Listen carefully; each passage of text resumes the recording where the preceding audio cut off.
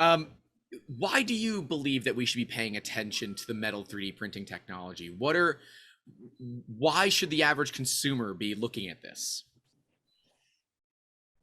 I believe that in the future, everyone will have a 3D printer in their home, I sure hope just so. like they do a computer. Now, it's probably not going to look how it does today, Right.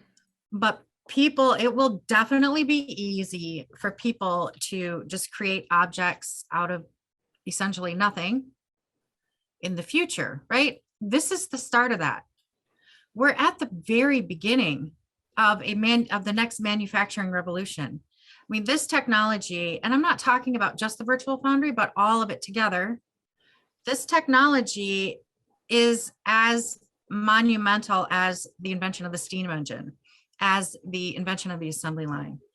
We're just at the very beginning of it. I mean, Right. there's everywhere to go with it, and it's going to continue to evolve.